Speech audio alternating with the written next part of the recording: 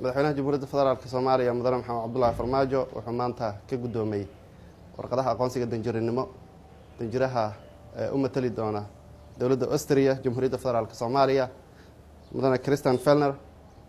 madaxweynaha iyo danjiraha markii warqadaha aqoonsiga laga gudoomay kadib waxay ka wada hadleen sidii loo abuuri lahaa xiriir diblomaasiyadeed oo ku qotamay iskaashi iyo wax wada qabsi oo ay yeeshaan Jamhuuriyadda Federaalka Soomaaliya iyo dowladda Austria. waxyaabihii madaxweynaha iyo danjiraha ay ka wada hadleen waxa ugu muhiimsanaa sidii dowladda Austria ay kaalin mug leh uga qaadan lahayd dadaalada midowga Yurub oo qayb ka tahay oo ku bixiyo amniga iyo dowlad dhisidda Soomaaliya iyo sidoo kale taageerada maaliyadeed ee European Union ku toos u siiyo dowladda Federaalka Soomaaliya. sidoo kale madaxweynuhu wuxuu warqadaha aqoonsiga maanta ka gudoomay danjiraha dowladda Canada u fadhiyi doona Jamhuuriyadda Federaalka Soomaaliya Marwo Lisa Stadelborg. danjire Lisa waxay madaxweynaha soo gaarsiisay salaan iyo fariin ay uga siday madaxda iyo dowladda Canada.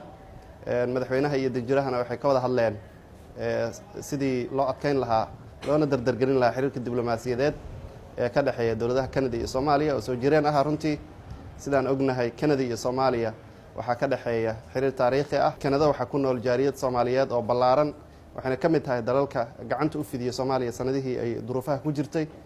inkastoo Canada ay 30 sano u dambeysay kaalin mug leh ku lahayd dadaaladii beesha caalamka ee Soomaaliya loogu gurmanayay iyo taageerada arrimaha bini'aadanimada, haddana danjire Lisa waxay runtii xaqiijisay in dowladda Canada ay haatan diyaar u tahay gacan muglena ka geysanayso sidii loo abuuri lahaa taageero maaliyadeed oo ay dowladda Canada ku bixinayso arrimaha horumarinta waxbarashada iyo caafimaadka ee dhammaan geeyiga Soomaaliyeed.